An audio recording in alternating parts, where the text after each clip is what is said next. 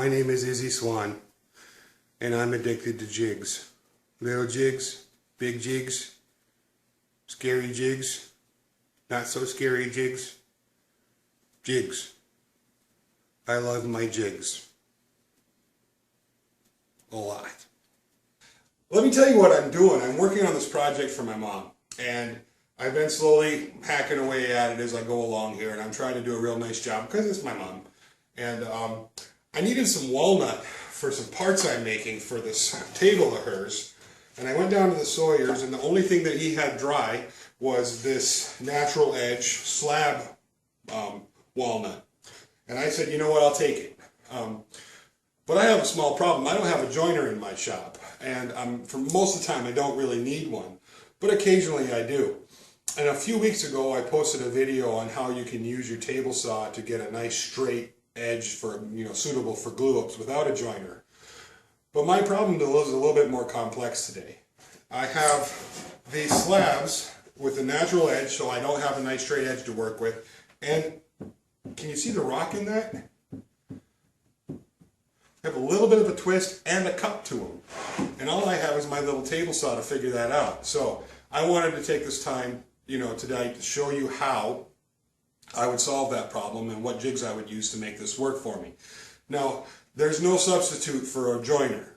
Having a nice joiner in the shop when you need one is always nice to have. But if you don't have one, this is a great way to get around that little problem. So the parts I need are 18 inches long and 3.5 inches wide. Now I need 4 of them, and I'm going to glue the 2 of them together to make a thicker board. But I can't cut a nice perfect edge right now because I don't have a straight edge to work off of. So basically what I'm doing is just cutting my slab here 1 inch longer than the actual piece that I need, and placing it on my slide table in a manner that is secure so it's not going to move when I run it through the blade.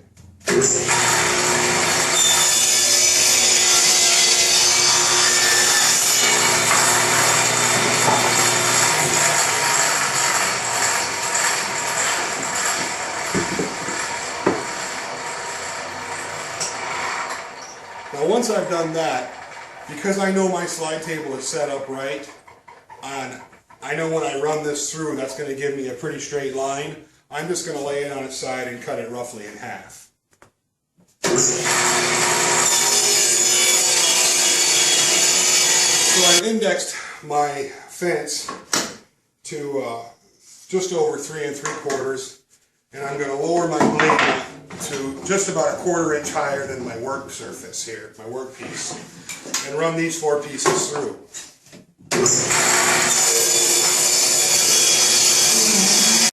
Now that I've got all my 4 pieces roughed out to roughly dimensional square, I need to make these 2 edges, the front edge and the back edge, I need to make these perfectly square to each other so they'll fit in my jig for taking the bow and the cup out. To do that, I'm just going to put my sled back on and index the length I need, and I'll start by trimming off 1 edge.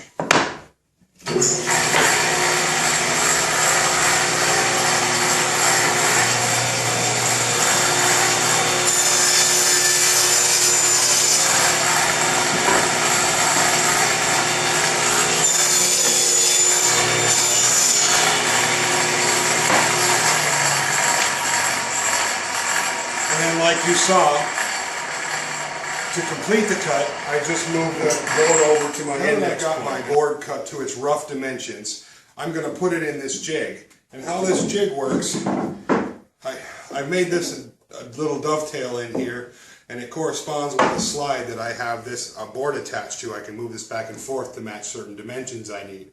Once I get it to the dimension I need, I just fasten it with a couple of screws to hold it in place.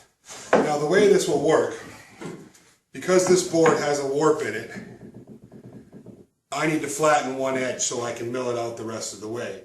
Now my high point is right here, and I know that's my high point, so I'm going to fasten this board into this jig using some wood screws, and I'm going to leave my high point proud of the jig itself, and I'm just going to shave off about an 1/8 inch on the high point and a little under a 1/16 on the low point. Alright, with my board installed in my jig, I've raised the blade to its full height and reinstalled my riving knife, because when I make that pass I want that riving knife there to help kind of keep that jig and board up against the fence. And I went ahead and checked my square to make sure that everything is perfectly square. They want the fence lined up and the blade lined up and everything very square when you're using this process. Now once I have that done, I'll run this jig through repeatedly and make several passes to cut up to the full depth.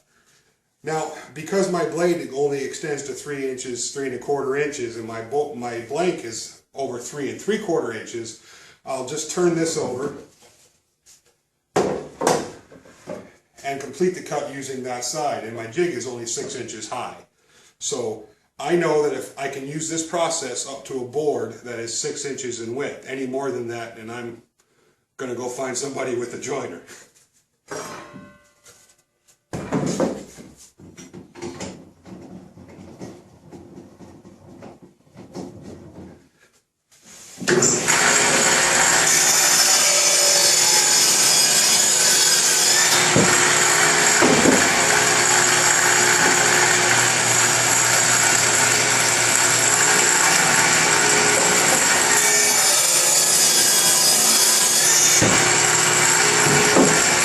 Taken my board out of the jig, and now that I've run it through that process, it is perfectly flat. I have to make the other side flat, and again, that's fairly simple. I'm just going to set my fence to the depth I want this board, to the width I want this board to be, and then I'll make several passes running it through, cleaning up that side.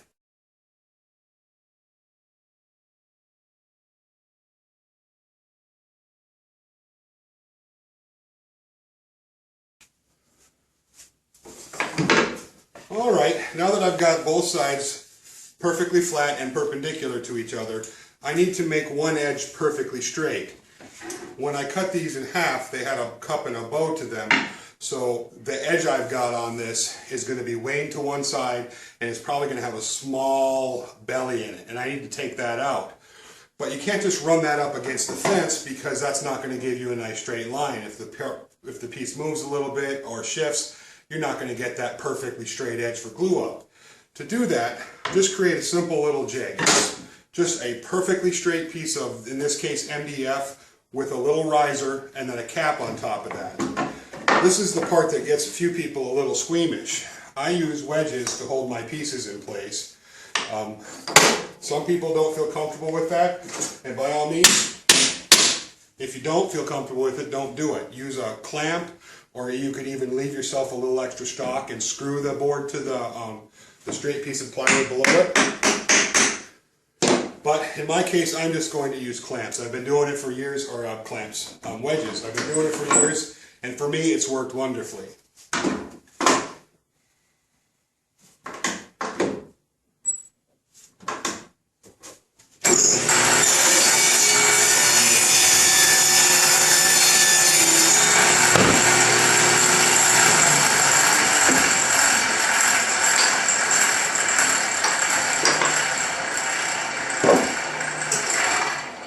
Now I've got 3 sides of this perfectly parallel and square to each other. I'll just simply run this through, just shaving off a little bit, and then I'll determine my final dimension once I have it glued up.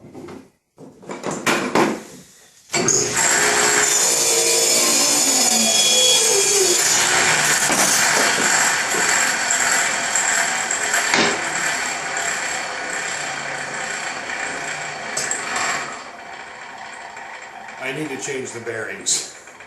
So this piece is now flat on both sides, square on both sides, and is ready for me to use and to mill into what I need it to be. If you found these tips useful, please like, subscribe to the channel. Also, if you want to see some crazy other jigs, check out some of my other videos. My last video I did a jig where we turned a wooden bowl on the table saw.